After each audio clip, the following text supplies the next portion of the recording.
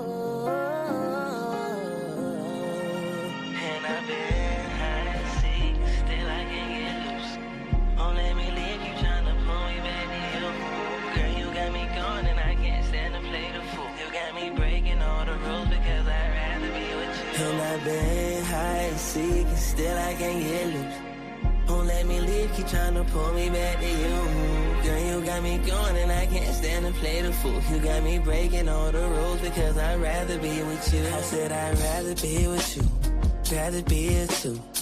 Can't get too comfortable, I gotta play it cool. I've been stuck inside the cycle, I've been really in a loop. And every time I try to go, it's obvious and still is true. There's a string tied around my pinky ring and I don't know who it is to. But I like what I'm feeling with you, girl, I can't lie, wanna see what it do. Baby, I'm loving the way that you look at the kid when you heat it and get in the mood. Call me whatever, I'm fucking with you. More than addicted, I'm going to the moon. And I've been high and seeking, still I can't get loose. Won't let me leave, keep trying to pull me back to you. Girl, you got me going and I can't stand and play the fool. You got me breaking all the rules because I'd rather be with you. And I've been high and seeking, still I can't get loose. Won't let me leave, keep trying to pull me back to you. Girl, you got me going and I can't stand and play the fool. You got me breaking all the rules because I'd rather be with you. Boy, let's be honest. Told you from the jump that you can't buy this. You'll get addicted if I let you bite it. Ooh. Now I'm at your place, screaming out your name. Baby, that string around your pinky is for me. Can't forget it, I'm willing to come and jog your memory.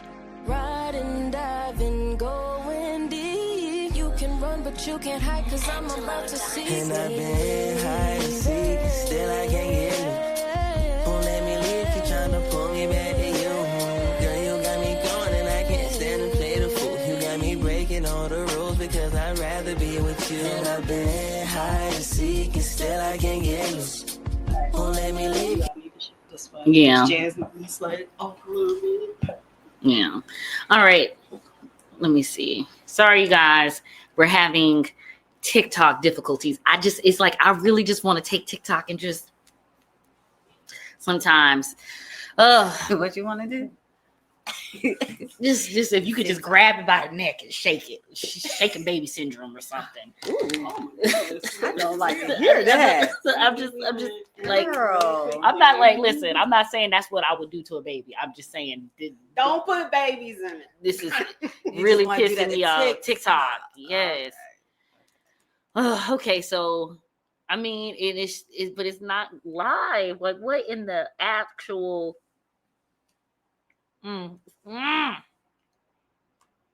Oh my god!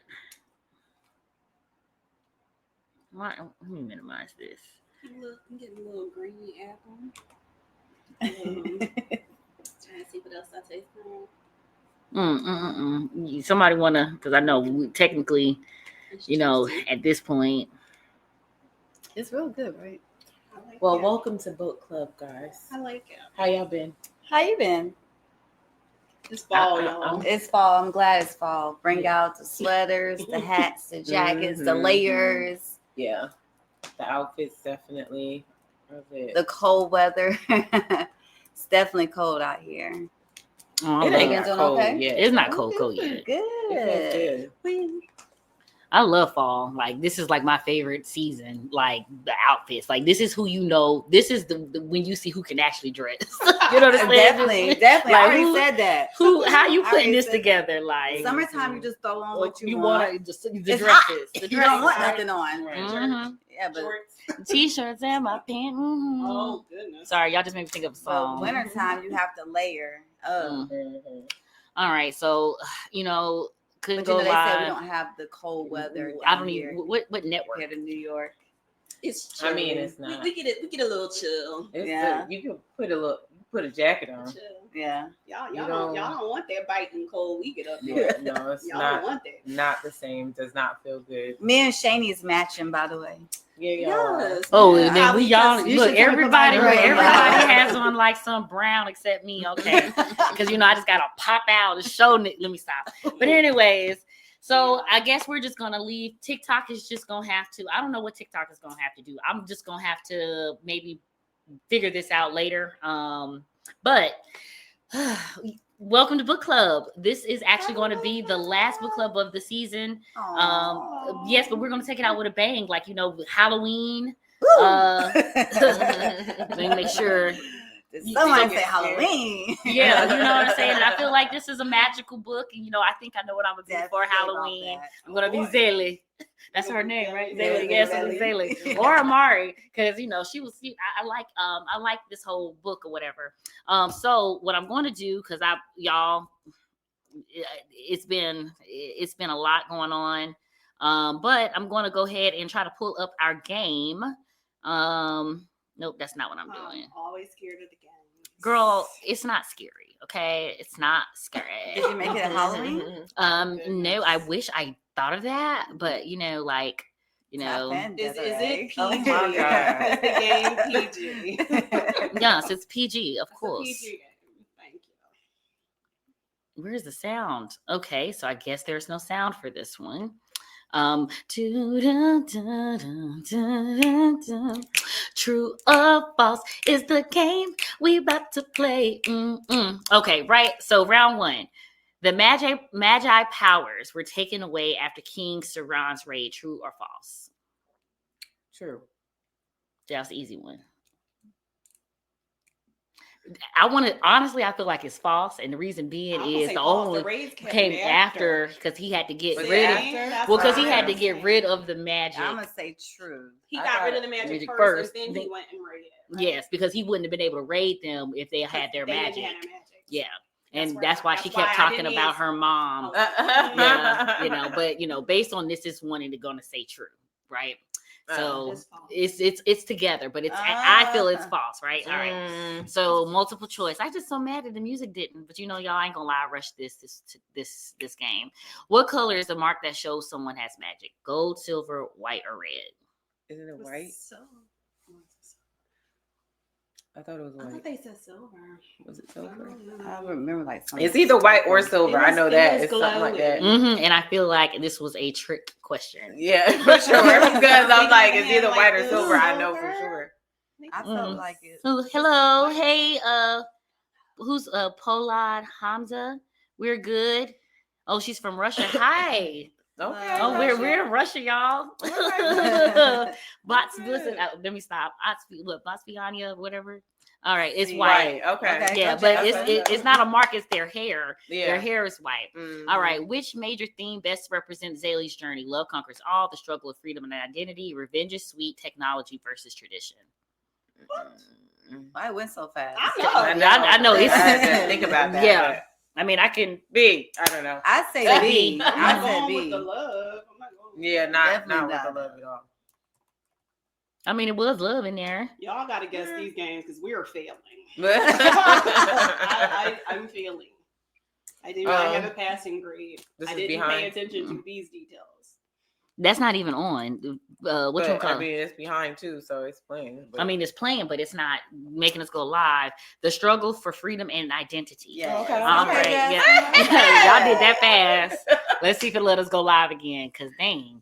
All right. Power, justice, and division. How do struggles in children of blood and bone reflect the divisions that we see in today's society? And that's our discussion. That's how we're gonna start our book club. And I can go back to my book club game for us so we can actually see the question on our end. Just to think about it. Again, power, justice, and division. How do the struggles in children of blood and bone reflect the divisions that we see in today's society?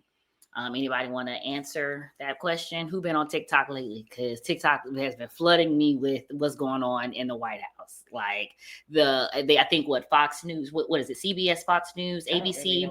One of them are no longer reporting from the Pentagon. So they've been doing it for 60 years. And so now we have no idea what they're doing as far as our military forces. That's one thing. The second thing is the rights that they're trying to take away from women to be able to get a job, have a bank account, and all these things. Their freedom of speech. Yeah, freedom of speech.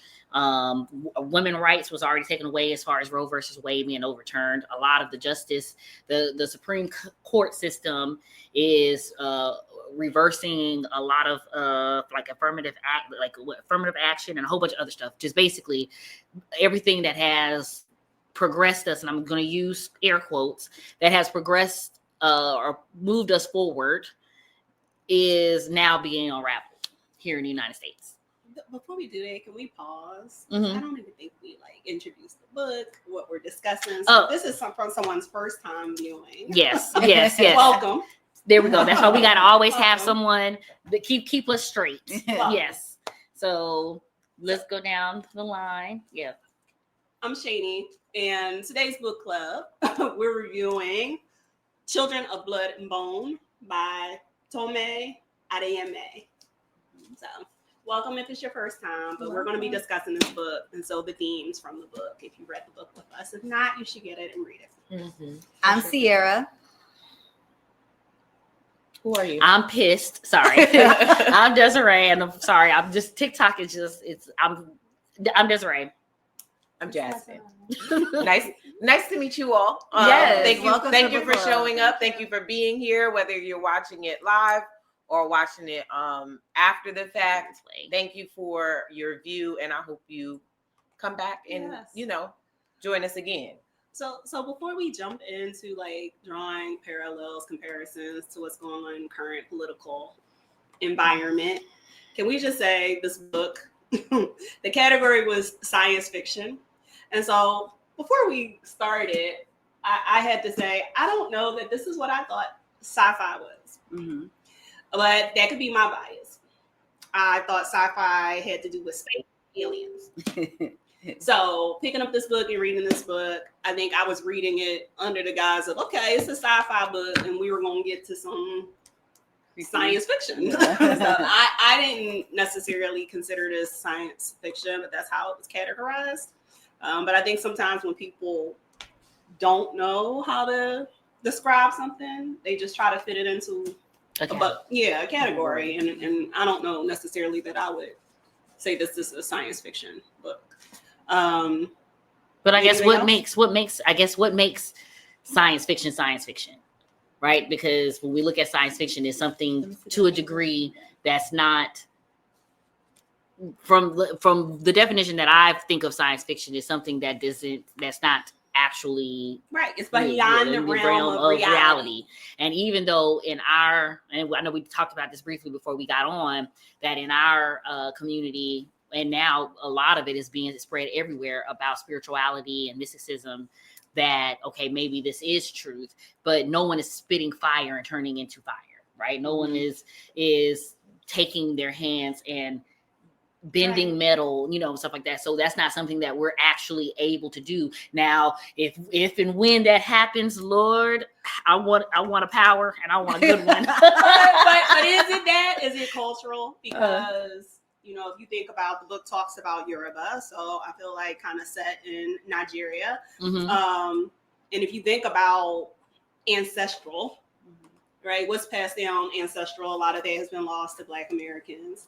But if you think about what our ancestors believed and being connected to the gods, connection to the earth, healing, magic, incantations. So these things might seem far-fetched in American society, but I just didn't read it that way, because there's people now who believe in voodoo, blood magic, whether you agree with it or not. I don't see that outside of the realm of current day reality. It might not be popular culture, Mm-hmm. it might not be American culture, but it can be culture in societies. Being connected, magic, witch doctors, or whatever you want to call them, but people who were connected to whatever deity they believed in, or gods that they worship to help heal people within their community. So if you want to talk about indigenous tribes here in the U.S., I just didn't see this as science fiction. I didn't feel like it was far-fetched. Yeah, I mean, the only parts, like, because when I originally, when we voted or had, community Mm-hmm. vote for the book, Mm-hmm. originally, we had some comments that said they wouldn't categorize this as science fiction. But upon reading into the book and, hearing about, the powers and stuff like that, I thought, okay, well, maybe this is science fiction and I want to read it. Now, I will say I personally loved this book, like all 17 hours. Like I even listened to the epilogue, the prelude, the epilogue. I was like, there has to be more. And then I found out that there's a sequel. I think it's a Blood and Vengeance. And wait, wasn't that one of the questions? Oh my God! Don't jump ahead. And then, I found out that there's actually a live action film being produced, and it'll be released in 2027. So they're in pre-production now. Okay. So I said, okay. And then I was like, wait, hold up. Are we in 2025, 2026? And I was like, oh shoot, we're in 2025. So I'm thinking it's next year, but I'm not trying to speed up my life. No, I don't want to see but anyway, so but we could make that connection. But I do want to say, like, if you had not, I guess more of a question, if you hadn't read the epilogue, where she talks about like what kind of motivated her to write this book and what we were going through in our society, would you have drawn those connections yourself? I mean, well, I honestly felt like okay, that's a great question. So we can jump into the question, but I want to make sure, like, because I read it, and until I got to the end of the book where she kind of talked about it. I mean, I was drawing some of those connections myself, but no, I wouldn't have thought like what she explained it. Well, the way that I thought about it, because y'all know I'm always thinking of how this stuff relates to life, right? Because I was thinking about the theme of this entire year. Like every book that we've kind of picked have been some type of magic, or like not even necessarily like a magic, but like embracing your power, coming into power, right? Or, even like Before I Go to Sleep, or The Devil with the Blue Dress, like all of them had some type of theme, like in this year, like just recognizing and stepping into your power. So as far as even this book, I was like, okay, this is different. How do I feel about this book? And I asked myself that a lot while reading it. And all I could think about was what's going on right now. Like as far as everything that's like, we could talk about Handmaid's Tale, we could talk about all of that, but it's like, if we know this, right? And they say a lot of times that they put the truth, they visually provide us the truth all the time. If it's via media, movies, radio, music, or whatever, the truth has always been in our face, but we choose to look at it as entertainment and not, you know, what if and how would we and stuff like that. So I saw recently they had the Kingsman March or protest, and you know, it was a lot of talk about what was going on at this protest and how it wasn't really a protest. It was just a gathering, right? And but it was like 2 hours, and they were like, the question was, what are we doing? Like, what are we protesting? Like, who put this on? Like, it almost reminded me of like the Black Lives Matter movement. If you guys aren't familiar with the Black Lives Matter movement, there was, and it goes back into Cambridge Analytica. It's a whole thing, and it's not even a conspiracy theory, y'all. It is literally, y'all go to Netflix and y'all go watch the, what was it called? Cambridge Analytica. I can't remember the name right now, but I will post it. It literally talks about the election, the 22, I think, was it two? When did Trump just first got elected? Was it 2014? 2016, when that election, it talks about all of that. It talks about your data, everything that you have on, everything that social media has collected on you, your phone has collected on you. Like, it shows all of these things, and it talks about, it shows just all of the things, right? So I'm thinking of, like, going back to the original question, y'all, because I know I'm saying a lot because I just feel so much came to me when I was thinking about this. It's like, the question is, what would you do, or what should we do in this time right now? Like, if we see and we feel a way, should we do that? And then I want to pose the question to the Black community, right? And the Black community specifically, because, like, is this really our war, right? Like, is this really, how is all of this really affecting us? And is it going to affect us? Like, when we look at, well, I mean, yeah, there's people talking about taking your money out of the banks right now. They're like, get your money out the banks, because when we look at keeping your cash, because we look at the Great Depression and we looked at why we weren't affected hugely by that, is because we did not have money in the bank. We were not allowed systematically to put our money with their money. So it didn't necessarily affect us as much.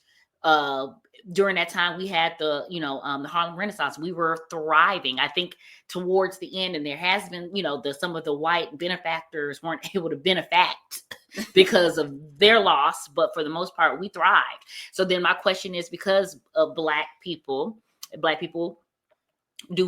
we going to thrive yet again in a mess or a shit show that has nothing to do with this, but everything to do with us?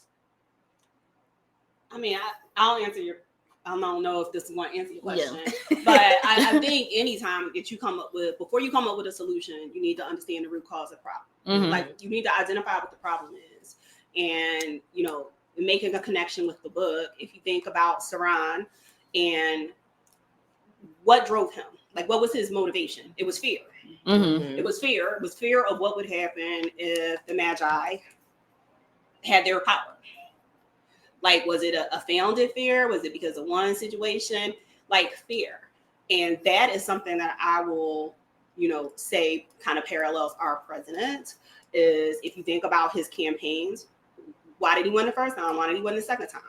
He operates from fear. He stokes fear in people. Okay. And that is how Saran got his people to be okay with the brutality, right, of murdering people and burning down their homes. And that it was fear-based. Mm-hmm. It was motivation through fear.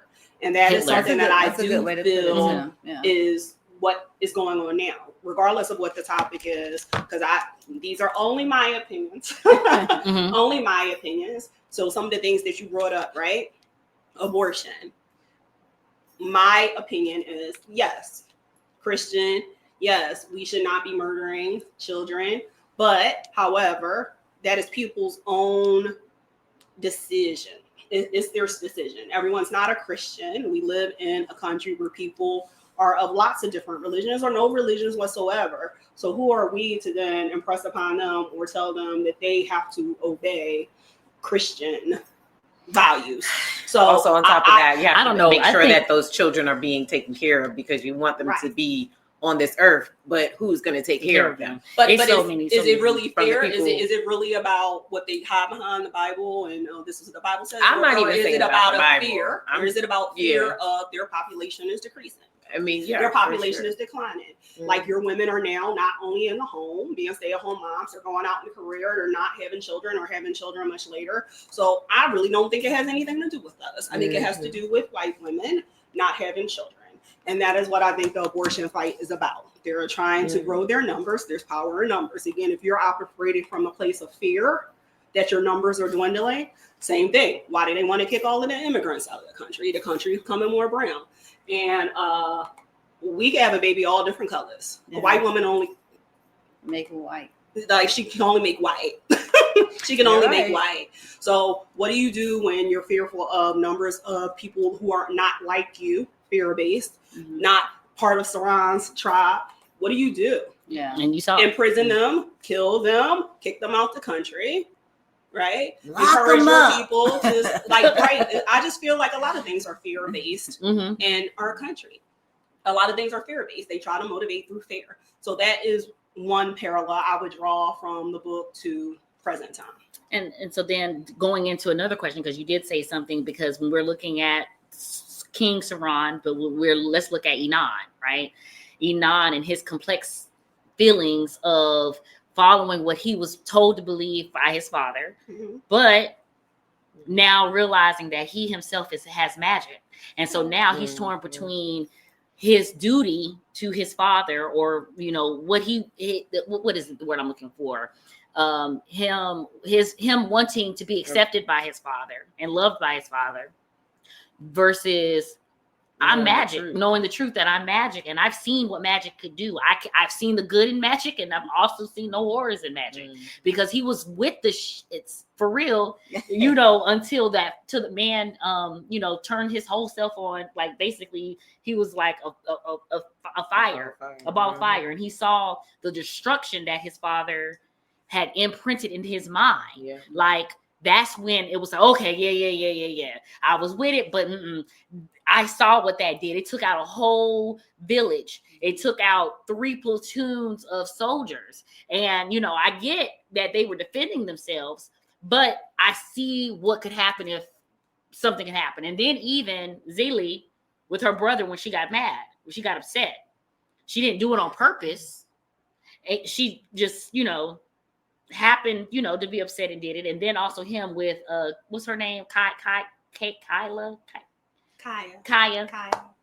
You know, so it's like my question, going back to my question, is, you know, how do we being complex beings embrace things, right? It was fear on both sides. I mean, the same thing. Zélie was fearful too, because of what she saw happen to her mother, right? Very vividly. So honestly, that about Enon and Zélie were very, very similar. It was still fear-based from different perspectives, but it was fear-based.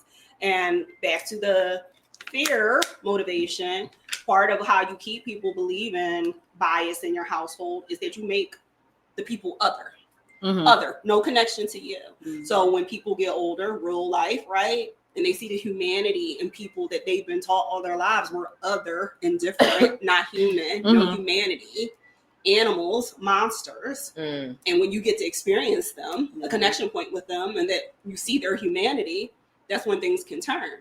But I mean, it still takes time, because it's been ingrained in you all through your childhood, right? That people are monsters, that people are animals, that people are violent, that people. So you have to have that encounter experience in yourself.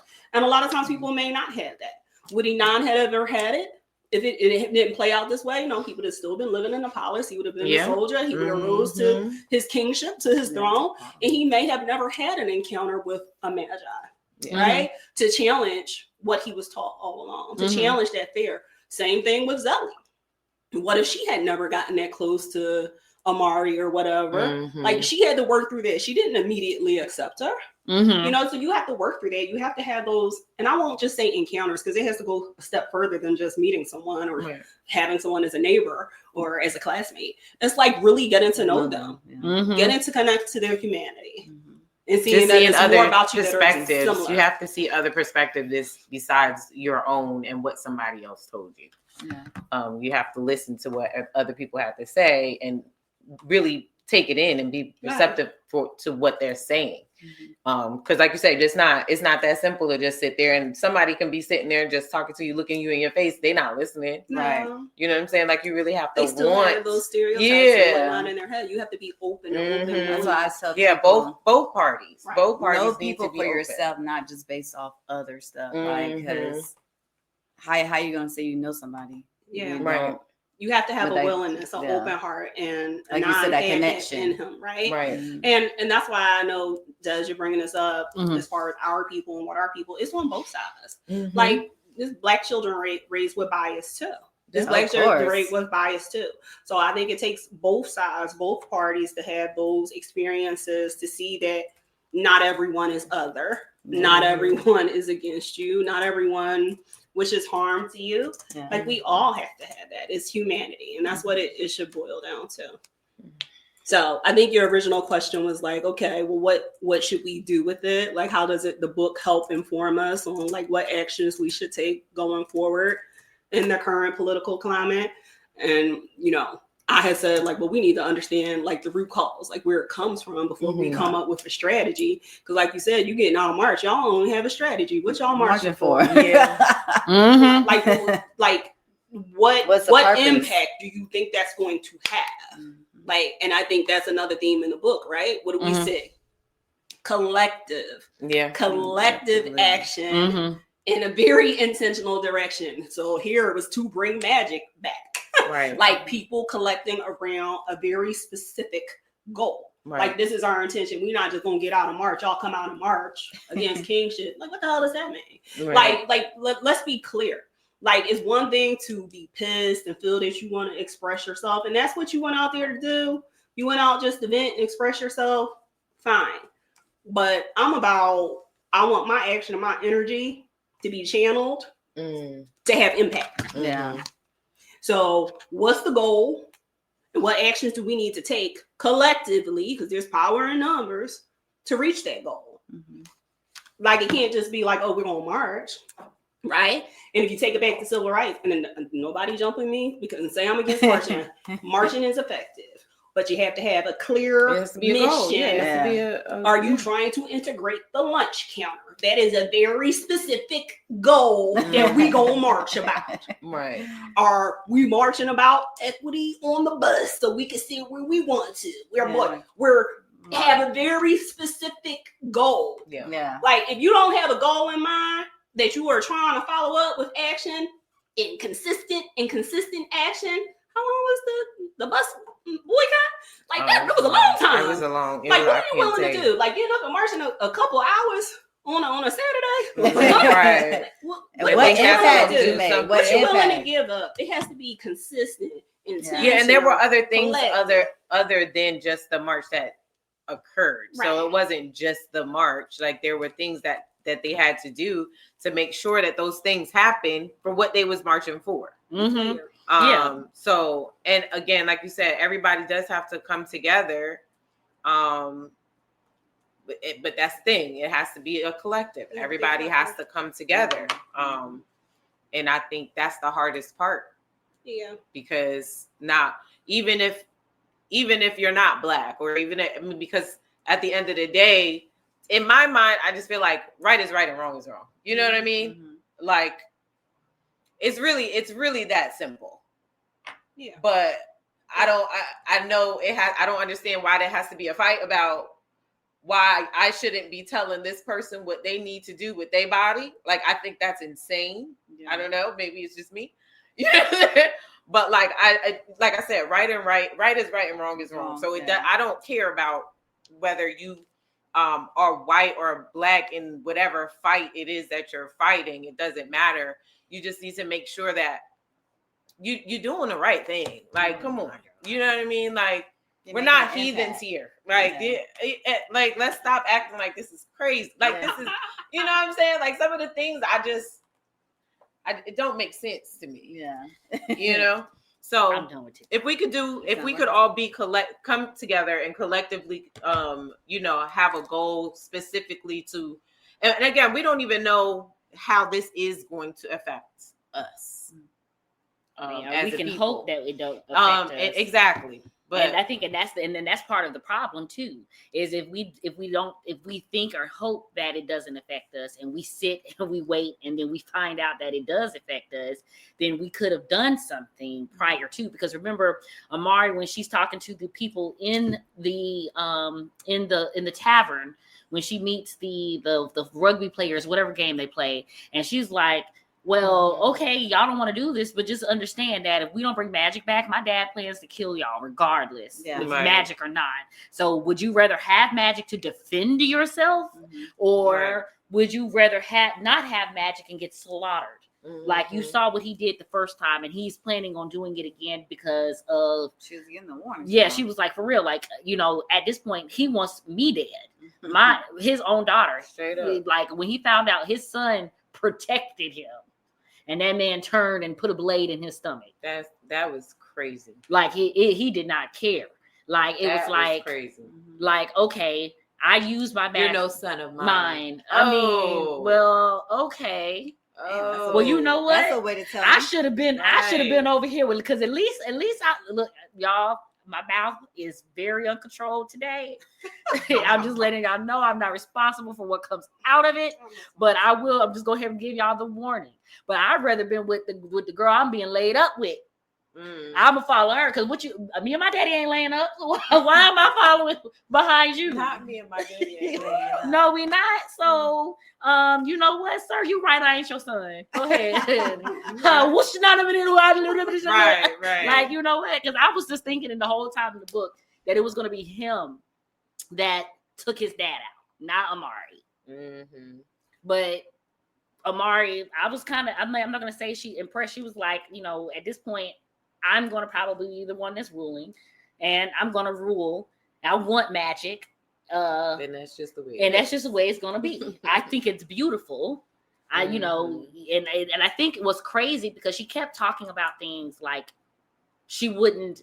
What if she didn't do this? And if she would have did this, and she would have did that? Because I think we all talk about what we should have, could have, would have do. But the fact of the matter is, none of this would have happened if he did not kill her friend.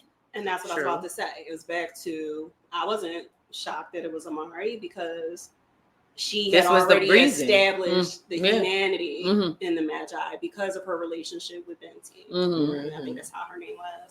So no, I wasn't surprised. She had more time. Like, she had already made a decision. That's why she left with the scroll to begin with. She risked everything then. She had already made a decision that she chose the humanity of others and to break the lies that had been told to her, or the fear that had been taught to her all her life. She already made that decision way before Enoch. Like, he was struggling. He was still struggling with it at the end. After everything he had seen, after feeling like he was falling in love, he still was struggling with the decision. To choose the humanity, even him finding out himself was part of the group, he still struggled with that. He was still, the whole thing he was saying in his head the whole time, because it was dad, like basically country over or whatever it was that he was saying. All the things he was told all his life, he was still struggling with it, even when faced with the reality that it wasn't true. He still struggled, but that just tells you how strong it is when something is ingrained in you from childhood all your life. Even when confronted with the truth. It's hard to let that go. It takes time. Y'all, I'm over TikTok right now because for some reason we're live. I didn't know it. And we're live from my personal account. How? I don't understand this thing. I am old. Let me stop. No, I don't know. This is just, I don't know. This is the ghost in the machine. That's how you talked about Halloween, and this is what happened. I just want to be a jerk.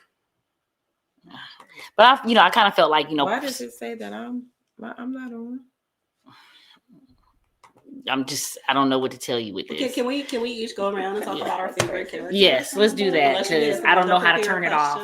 it's sure. We're gonna start with Jazz. We're gonna start down there. My favorite character was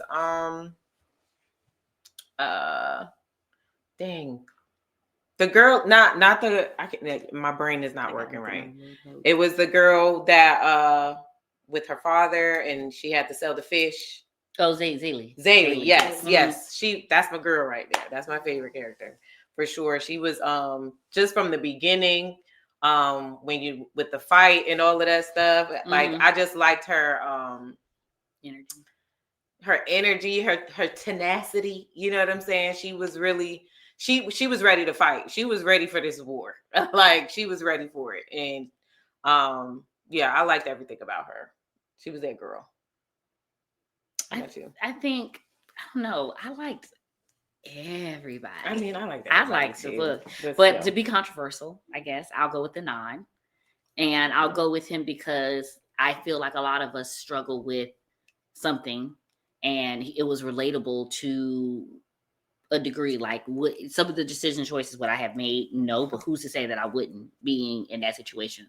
So I felt like out of all of the characters, his was very, to me, dynamic because of all of the layers that he had for himself. Like Zaylee, she knew who she was, and Amari, she knew who she was. Zane knew who he was. Like everybody knew who they were and who and what side they stood on. He was the one in the middle trying to figure out where. Like he was in this gray area, so I'm gonna go with him. I'm gonna say. I just thought you had something else behind that. I mean, I can say a lot. I'm gonna go with what Jasmine said. Zilly, I like her character. I like the resentment that she showcased in the book. I like the fact that you could see like yourself in her character. Just all the things, the attributes that she was doing in the book, but. I think that character kind of just stuck out more to me, and I kind of was more relatable for me. All right, I'm going to go so off script, and I'm going to go with Mama Agba. I choose her because number one, what a surprise that she was a Magi the whole time. The whole time, and with Zele, would she have accomplished what she was able to accomplish if Mama Agba had not been teaching them patience? And she said, okay, even when she graduated her, she said, okay. She's like, I'm gonna give you this day. And she was like, so you can fight. You've proved that you can fight. But she's like, you got to know when to fight, right? No, I think she said you can win, but you got to know when to fight. And that brings it back to some of the things you were saying about the political climate and what we should do with our actions and being intentional. Like, we know we could fight, but we ain't got to fight every damn battle. Every battle is not ours to fight. So we'll force when we're together. Let's decide which things are most important, most impactful to us. And when I say us, I'm not just talking about Black people. It could be women, depending on whatever the issue is. Like, let's decide which things are most impactful so we can channel all of our energy in that direction. And like, so sometimes it got to be that training ground. It got to be that training ground. It got to be that calm to like, let's really look at this. Let's study it. Let's understand who our opponent is. Let's look at where we can win, how we can win before we decide to fight. So I like Mama Agaba. For sure.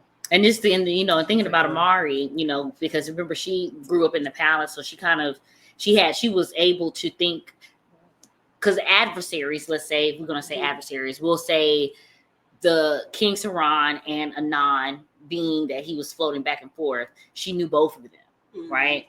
And now she's on this side. She has access to both sides of the problem. Like, she knows the issues. She knows how to what's the word I'm looking for?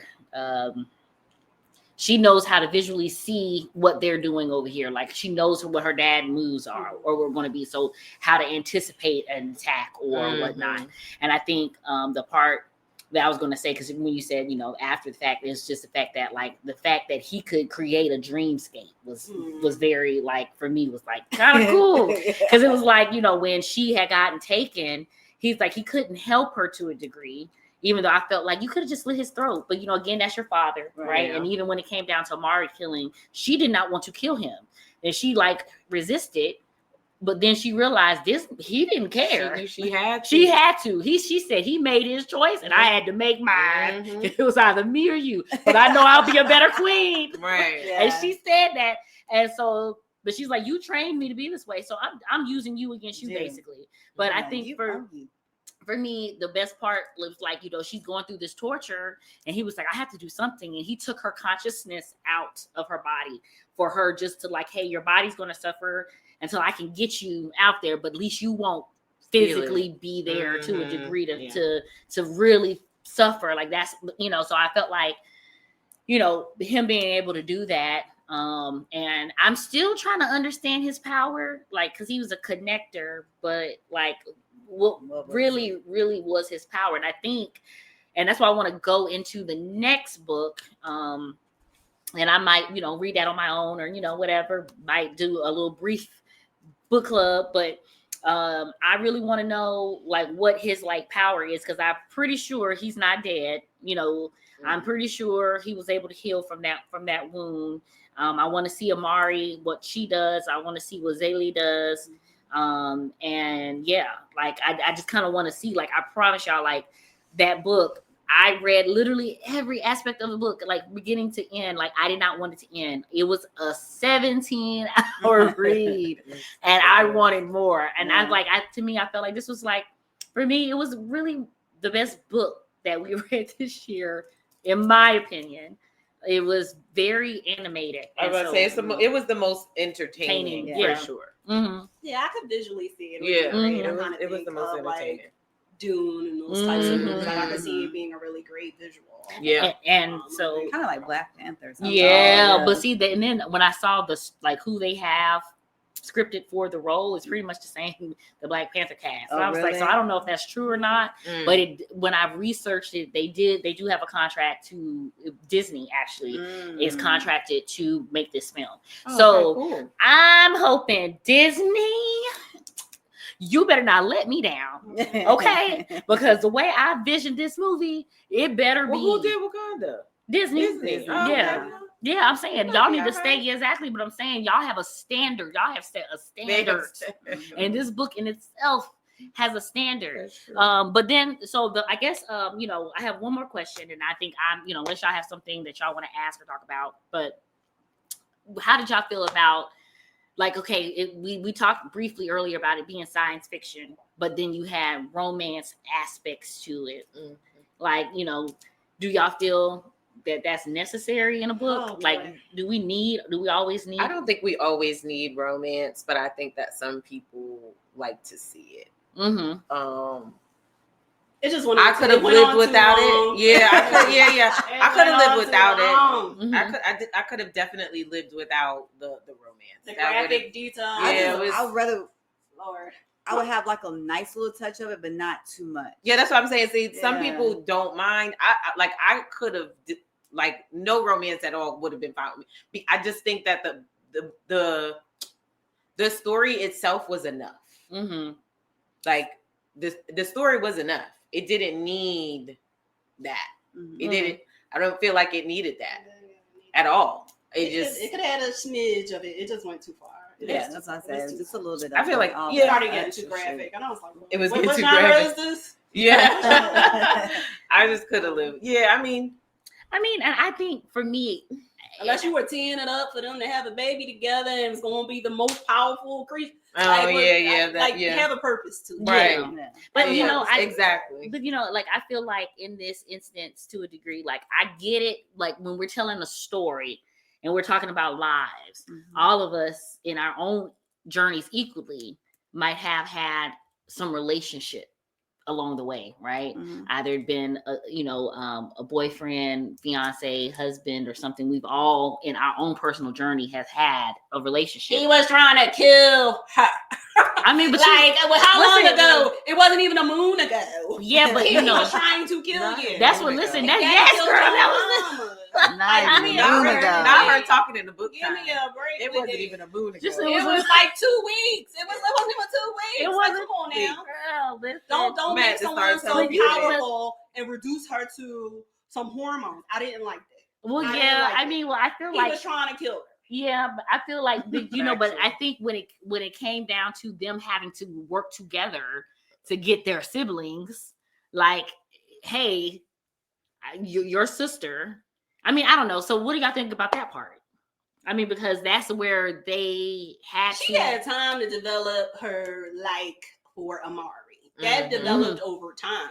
Amari had already proven herself. She done escaped with the damn scroll. So she was already had positive intent from the beginning. Yeah. Dude was chasing you in your damn dreams, choking you out. Right. And now it's been 2 weeks. And now you like him real bad. Please. Like, so no. I mean, he jumped in front of fire. I don't care. Okay. And jump in front of it again. Oh, shit. But you know what? I think it was just the fact that, like, maybe just two passionate people in their own opposite passions, and that passion equaled that fuel for them. I don't know. Like, I mean, I think that you know, because when I was redoing, because I'm telling y'all, this book had me doing way more research than I normally have done for the last books. I'm not even gonna lie. I was like, tell me if it was strategic, and she was like, yo, I'm gonna make him fall for this. Because I know he's powerful. He can get all in my head. He can find me anywhere I am. And she being strategic and saying, yeah, let me get him. Let me find a man like that. Let me hem him up. Then make her a warrior. Make her what she is. Don't make it sound like she just couldn't control her. Right. Not in a good way. Like, she wait till no. And that just wasn't believable. It wasn't believable. I don't know. I mean, maybe I have like the next book that I read or we read as a club, we got to do a romance, like an actual romance, like I don't know. Because I don't know, like for me, and maybe this is my little crazy. It's a little touch a tad bit crazy, but you in my dreams, dude. You come and find me, and like I like that. Like that's how obsessed you need to be with me. Did y'all just hear her? You coming in my dreams, you choking me out. I like that. In a good way. In a good way. I mean, not currently. I have to let things heal, but why they gotta heal? Just own it. Own who you are, girl.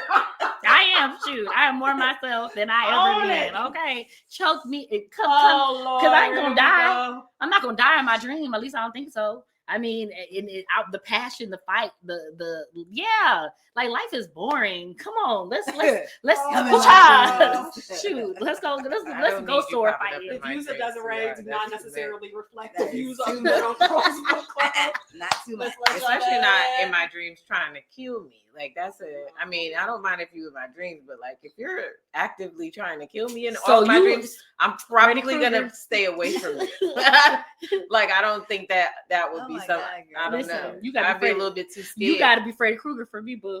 I mean, you already the way the book was written, it was from each character's perspective. Yeah, I like. Like I would have liked if she would have cut back to Zelly and been like, yeah, I need to get him hemmed up because he is so powerful until before he realizes how powerful he is and falls back into his ways. Let me get him.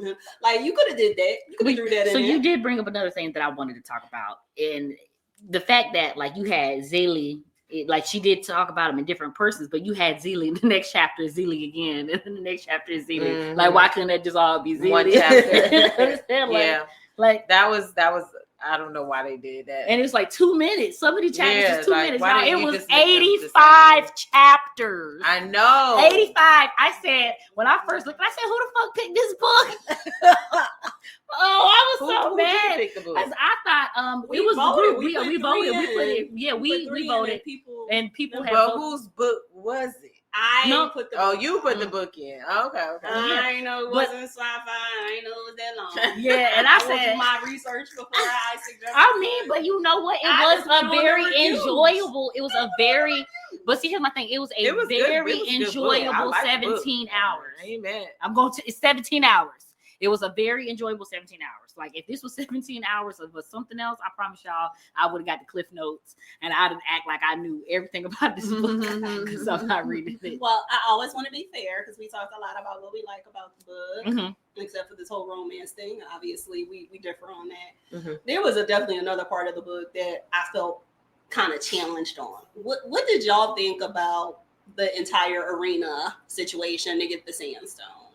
Like sacrificing, like bring that up to current times, like knowingly sacrificing people for a goal. Like they clearly knew they would have to kill the, I don't know, enslaved people on the other ships, but it was for a greater good, right? Right. I still felt challenged by that. What did y'all think about the part about the stadium and having to kill everyone else on the other ships and knowing that it was your people? Well, it took me back, like one of my favorite movies is Gladiator. Like, and so it took me back to that. Like, you know, he in Gladiator, he, you know, had to kill to get to a certain point so he could actually get the person that he wanted to kill. And then that goes back into psychology when we talk about the kill one to save 100 or kill 100 to save one. And so it's like, that's like an age old tale, like less, and not even like, you know, and I'm probably, I don't know what content, if they're going to lock our content up or not, but you know, we think about the situations that just previously happened with Charlie Kirk or them trying to assassinate Trump, right?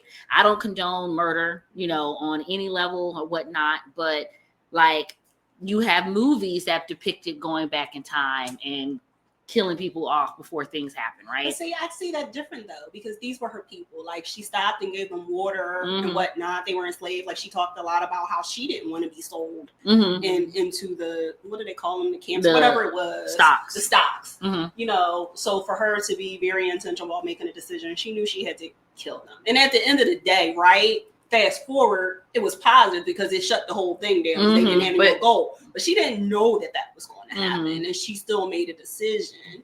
And so what do y'all think about her character in making a decision to basically sacrifice some of the very people that she supposedly was trying to bring magic back for? Well, I mean, just like, like Desiree said, especially in books, like in books or like movies like this, it's kind of, you know, kill one, save 100. You know, kill or be killed. So I mean, it sometimes is necessary, and theoretically speaking, not in real lifetime. Like I'm just saying it. So in a time like in times like this, like right now, presently, right? No, I don't think that that should even be an option. When it comes to that, just like I guess that would be like what's going on in you know, in Gaza and stuff like that, right? It's a lot of sacrificing going on. So I don't feel like that is necessary. Again, it's just kind of like right is right and wrong is wrong. I don't feel like all of that is necessary to get your point across or for you to come to like a common ground, because at the end of the day, everybody is not going to get exactly what they want all the time. It's just not realistic and it's not a thing. So like you have to be willing to compromise, and it can't be my way or the highway type situation for everything. So no, I don't think that somebody or anybody should have to be killed present day time in order for anything to happen or for things to move forward. Now in the book, 100%, because I like a good, you know, thrilling type situation. Get them out of here. We got to get everybody else through. You know what I'm saying? But even like the symbolism in that, right? Like everyone was there, and what were they all trying to fight for? They were trying to fight for the gold, and I don't know, the stone of immortality or whatever. But I mean, they should have been willing to sacrifice themselves so that everybody else can get the powers back. But just to piggyback off what you said, it's sad that like situations happen currently where people actually move on it now, you know, starting a hate bill or a hate crime. And it's sad that we have to get to that point where someone has to sacrifice their life or lose their life just for society to wake up and say, okay, this is a problem. Yeah. You know? Okay. So we're going to bring it up. Okay. We're going to bring it up. But just real quick to touch on it, because I think even at the end of that kind of segment, she actually said a statement like, even though the Magi that were on their particular boat ship that won, they were saved, right? And they got all this gold, but she was like, Was it worth it for them to have the thoughts and the memory of having to kill others like themselves in the process? Right. But if we relate it to current times, are there not people who seek favor from the current presidential cabinet, definitely, that we might on the surface say, okay, well, you're going against your people to gain favor. So what's your goal? Right. Like, what's your end goal? So I feel like people do still make those decisions today. Absolutely. To step outside of their Absolutely, group, 100%. because 100%. they truly believe in their hearts they have this goal of they want to make our country better, and that they might see a path in making the country better and aligning themselves with someone who clearly doesn't value them. Yeah, I'm like trying to fix it. And I mean that's I mean that is sad. I mean that at the end of the day, you know what I mean? Especially if you're when you're trying to get close to somebody who really could probably care to, you know, don't care about you for real. Yeah, like you just another body. Number yeah, you know what I mean? And at the snap of a finger, you can be gone because you see how that be going. You know what I'm saying? It's a rotating door around that mug. You know what I mean? We have a senator who might have tried to position himself for some favor and wasn't given a cabinet position.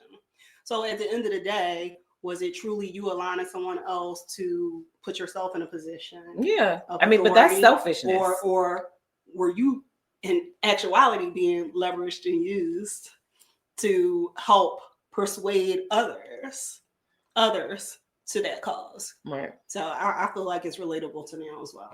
For sure. Absolutely. But then were they really doing that because they thought that they were doing something for other people? Yeah, that they were going to do good, or was it exactly? I don't know. We might have to ask that. Because this is how I feel about it. If you are willing, you're supposed to be doing stuff for other people, right? Not for yourself. But if you're willing to sacrifice people in that way, or make yourself try to look like something that you know you're not. Yeah. How can you honestly say that you're doing it for other people? Mm-hmm. It's not. It gotta be for yourself. It ain't for nobody else. Right. Honestly, that might be true across the board. We would like to think our elected officials enter into politics because they want to make an impact. They want to make a difference in people's lives. I'm sure that some of them do. Right? Yeah, for sure. In their constituents' lives. But some of them, you're right. Is it just very selfish. A title? Is it just their own ambition? Right. I think that probably at every level of politics, there's a question. Absolutely. At every level. Yes. Every single one. And sometimes the selfish ones kick the door in. Yeah. Mm-hmm. I mean, but then I think like when we talk about these things, right? We talk about the type of people that get things done, right? Like I think when we look at the people in certain fields, they have a certain personality type, or they have a certain, like, you know, I don't know the word that I'm looking for exactly, but like even in business, entrepreneurship, whatever, they're like, hey, you're going to have to be a selfish person. You're going to have to be this. You're going to have to be that. And a lot of people aren't going to understand why you're moving the way that you move, because you know the direction of what you're trying to gain. Like, for instance, like going into a job, right? You're going in a job. Your main objective is to make money for you to pay your bills, or you might have a mom who's sick, or a child or something like that. So your objective is going in for that. And then everybody at the job is like, we're all going to boycott today for whatever. But you're like, I can't afford to boycott because guess what? I have to pay these bills, right? I don't have PTO. I don't have these things. I need my hours. But then, you know, so it's like I'm moving selfishly. You don't understand why I'm moving, but I'm moving selfishly to you because I'm moving for me. You know, and to be funny, man, I saw something with Whitney Houston. It was a throwback. She was like, I love you, but I don't live for you. You know, so it's like, you know, when you're looking at all of these people, do we really know what their motives are? No. Can we say like, in, let's say, Trump's world, like it appears like, you know, they say if it, you know, quacks like a duck and walks like a duck, is a duck, right? But in certain instances, I've seen where the things that the very people that he said that he was helping, he's blown back in their face. Like, and then when we look at some of I'm not a Trump supporter, y'all, you know, whatever, but I'm just saying, like, whatever, like I look at things, or I try to look at things in a whole, like what is the real move on the table? What's the real play? Like when we're looking at a lot of things that like redlining and things that have been put in place to help us advance, and it still has held us back as a people, then what if all of these things eradicated and we actually truly have to go for merit? Because when we had to go for merit, we were building our own tables. We had our own laundromats. We had our own stores. We had our own grocery stores. We had our own banks. We had our own thing. Yep. Right. And we were able to, at that point would have been able to create generational wealth. But when we allow things to come in place and in integration, then now we stop shopping with our people. We stop doing these things. And a lot of businesses dwindled. A lot of things stopped for our community. And in the sake of let's doing this way. Right. So like, again, like, you know, I try to look at things in various ways, because again, and when I posed the question earlier, is this our fight? Is this something that we should be avidly working towards to fix, or should we just let it happen? It goes back to what I kind of started with. Like, unfortunately, fear is an easier and a greater motivator. Mm-hmm. So when you have like this disparate group of people that have different motivations that they're looking for, you can pull on that fear thread and it'll flow through all of those groups, right? Mm-hmm. They're coming for your homes, they're coming for your guns, safety, right? Mm-hmm. A loss of safety. Like, that's an easy fear thread to pull on. People want to feel safe, right? I think it's more challenging on the positive side to try to motivate people collectively, right? And you can align that back to the book, right? You got the people that have the fire people, the healers, you got all these, to try to find like a thread of commonality that will motivate them all and bring them all together. Now the book simplifies, it's about bringing magic back. So that was something that could affect all of them. But I think the challenging thing is some people, yeah, they might say, okay, they're motivated by making more money. Some people aren't. Yeah. Some people are motivated by, they want safety, right? Some people don't really care about that. Like, so how do we find that thread to pull everyone along, to motivate everyone to take action, to motivate everyone to vote in a certain direction? Because there's going to be like a lot of different voices, right? And I think that was part of the challenge for the Democratic Party, right? And whether, you know, it was Biden or putting up Kamala, like, you're only addressing certain constituents and what they, but that wasn't a broad pull everyone along with. And it's hard to fight against that message of fear. Because you could pull everybody, you can pull everybody with that, right? And that's what I feel like is a challenge. And I'm very center. That's what I feel like is a challenge for the liberals that unfortunately conservatives are doing a better job of. Because it's easy for them to tap into that fear. Yeah. And so if the liberals don't want to be a party of fear, then y'all got to find a common thread. Y'all got to find a common thread for the person growing up in New York. Y'all got to find a common thread with the person in the middle of Kansas. Y'all got to find a common thread with somebody up in Seattle. Like, it's more challenging. It's more challenging to address all those different parties and what's important to them in their environment, in their culture, where they are. Everyone wants to be able to provide and support their family. Y'all got to figure out a way to say that message that is not so urban leaning. Right. The majority of our country is not urban. Does not live in, like, what about the whole center of the country? Like, that's where I feel like liberals are losing.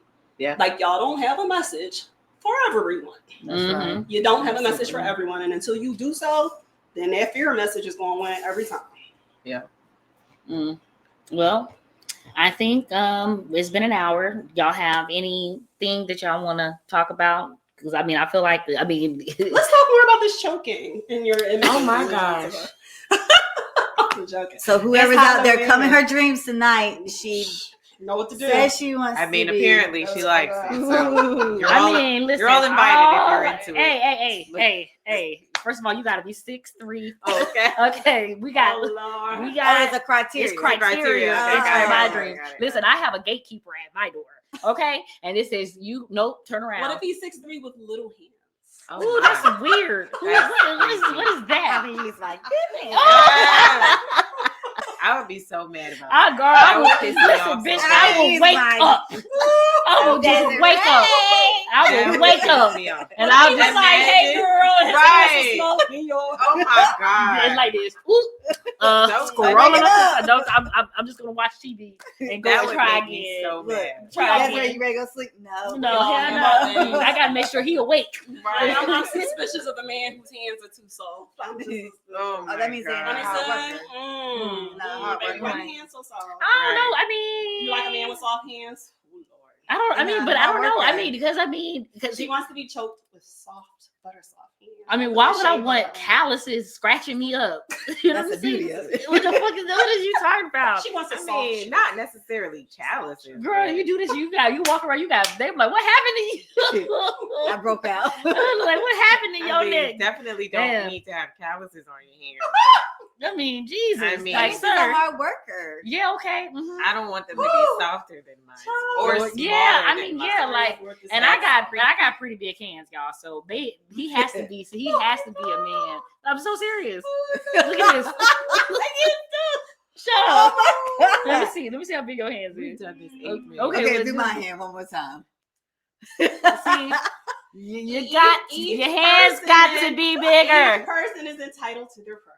Mhm, yeah, you need- Desiree is tall with soft. I didn't say soft handed. Like, what's medium? Like medium rare? Is that a thing? I mean, like in the middle. Medium rare. Like, you know what I'm saying? Like, you got like my hands aren't super soft, but you know what I'm saying? Like they could be. Shut up, Sierra. Oh my God! Like Yeah, I'm saying, like you could be this feel. Like I don't want. no, I don't want no man's hands that feel I that soft. pass. So you want them to match your hands? Absolutely No, not. I mean, or bigger. I don't want them to be Is that mine soft. soft? No, girl. Ooh, they sweaty. Oh What is my happening? god. I don't like sweaty hands. Me neither. Oh Lord, I said this conversation can go way left because I'm like, what are they sweating on top of? But anyways, I don't mind a little sweet. now, Just like regular day, like hands sweaty, like Oh no. Oh, I'm we're talking about like something else. Oh God!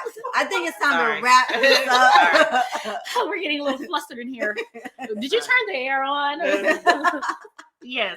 But anyways, you guys, I hope y'all enjoyed the book. Again, I'm gonna try to add the Audible code. Make sure that you guys, if you're interested in reading books, Audible, y'all, I'm telling you, it's a lifesaver. Like, if you It's don't have the key. time to actually sit and read a book like Shani does, I commend her because I don't know. She literally.